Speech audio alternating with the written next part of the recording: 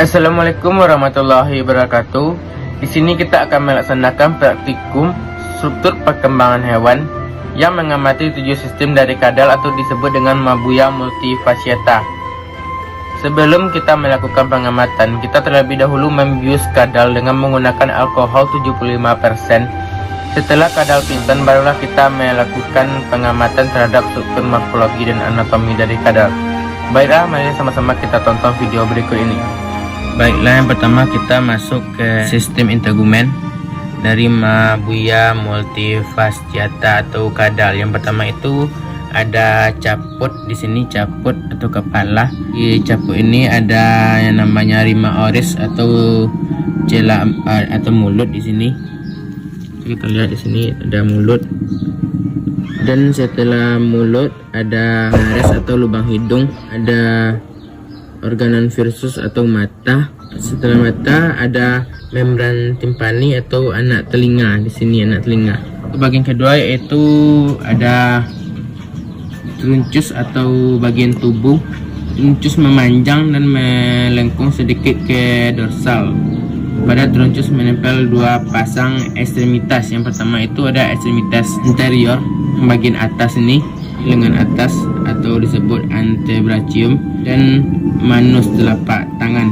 Di truncus terdapat dua bagian, yaitu extremitas anterior dan extremitas posterior. Yang bagian bawah terdapat lengan atas atau branchium dan lengan bawah atau antebranchium, dan juga terdapat manus atau telapak tangan dan 5 jari. Pada ekstremitas posterior terbagi juga menjadi bagian atas yaitu paha atau femur. Di sini paha atau femur, dan kaki bagian bawah yaitu telapak kaki atau pes. Ke bawah lagi terdapat cauda atau ekor berbentuk silindris meruncing sampai ke ujung.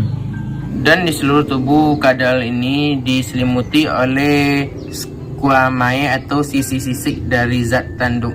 Sisik-sisik berbentuk heksagonal menutupi seluruh luar badannya dan merupakan exoskeleton yang terbentuk dari zat tanduk.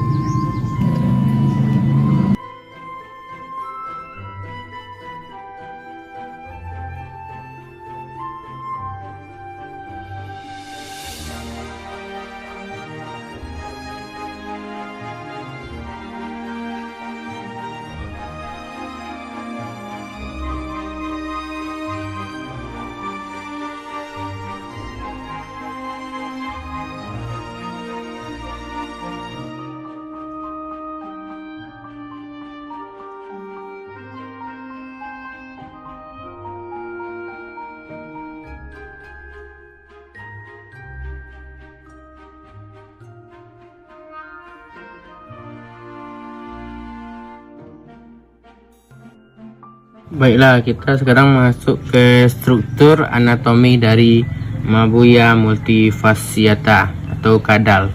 Yang pertama itu di sini ada trakea. Di sini terdapat trakea. Selanjutnya itu terdapat kor atau jantung. Jantung ini memompa darah ke seluruh tubuh. Setelah itu terdapat sepasang pulmonum atau paru-paru. Di sini terdapat dua paru-paru sebagai alat respirasi dan tempat pertukaran oksigen dan karbon dioksida. Selanjutnya itu ada hepar atau hati. Di sini ada hati. Di sini terjadi perombakan sel darah merah dan penetran racun. Di bawah ini ada empedu. Selanjutnya itu pankreas menghasilkan hormon dan enzim untuk proses pencernaan. Di sini ada lambung, berfungsi untuk menyimpan makanan untuk sementara. Setelah lambung ada intestinum tenum atau usus halus dan genesum usus besar. Yang terakhir terdapat kloaka, yaitu lubang posterior berfungsi sebagai lubang untuk saluran pencernaan, saluran urin dan genital pada beberapa hewan seperti pada kadal ini. Di sini ada ginjal, ren atau ginjal. Kadal ini adalah kadal betina. Ini terdapat ovarium. Selanjutnya kita masuk ke sistem respirasi yang dimulai dari hidung. Di sini terdapat hidung. Setelah hidung diteruskan ke tenggorokan. Di sini lalu ke paru-paru. Dan di paru-paru terjadi peningkatan oksigen dan pelepasan karbon dioksida. Selanjutnya kita masuk ke sistem digestivum atau sistem pencernaan, yang mana dimulai dari mulut di sini. Setelah mulut itu diteruskan ke kerongkongan di sini. Setelah kerongkongan itu diteruskan lagi ke lambung,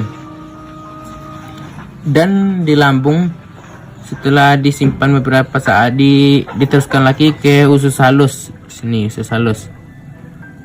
Setelah ke usus halus diteruskan lagi setelah itu ke usus besar sini.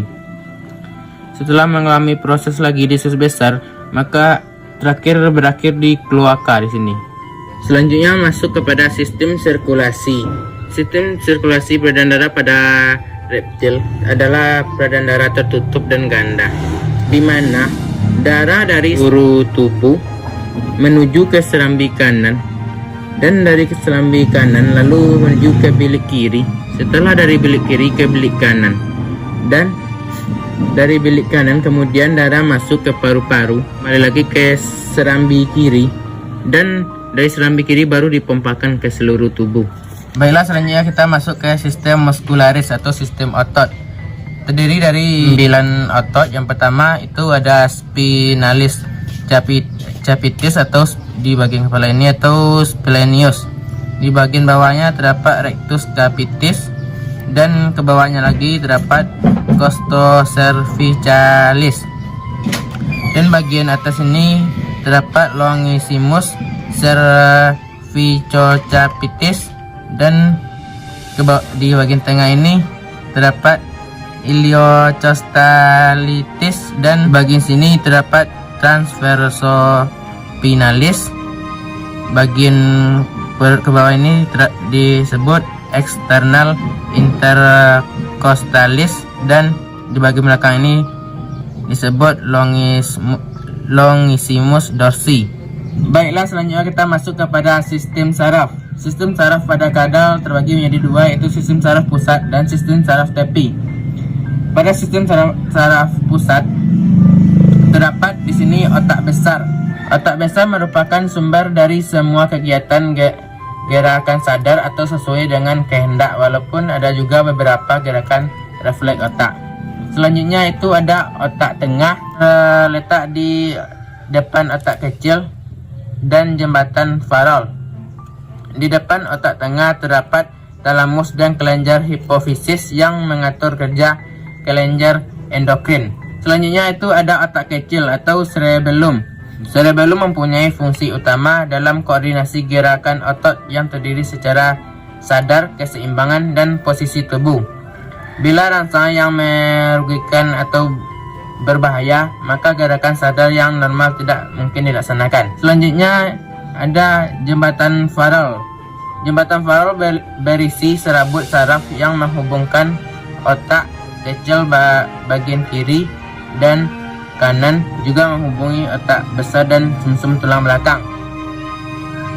Selanjutnya pada sistem saraf pusat juga terdapat sumsum sambung. Sumsum sambung terletak di sumsum tulang belakang. Sumsum sambung berfungsi menghantar impuls yang datang dari medula spinalis menuju ke otak. Selanjutnya sistem saraf tepi sudah menjadi sistem saraf sadar. Sistem saraf sadar disusun oleh saraf otak atau saraf kranial, yaitu saraf-saraf yang keluar dari otak, dan saraf sumsum tulang belakang. Selanjutnya itu saraf otonom. Sistem saraf otonom disusun oleh serabut saraf yang berasal dari otak maupun dari sumsum tulang belakang dan menuju organ yang bersangkutan.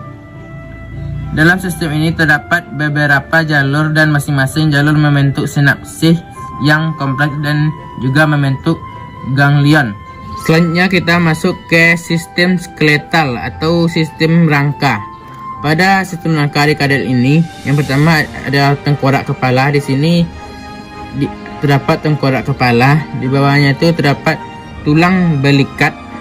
Sini ada tulang belikat, dan di sini ada tulang lumerus atau lengan atas. Di bagian bawahnya ini lagi terdapat lengan bawah radius dan ulna, dan di sini tulang jari-jari. Setelah itu yang dari sini ke sini itu di tulang punggung, dan yang di sini yang hitam-hitam itu disebut tulang rusuk. Ada tulang rusuk, dan di sini ada tulang pangkul, dan ini tulang paha. Di sini terdapat tulang paha, dan di sini ada tulang lutut. Di sini tulang jari-jari kaki.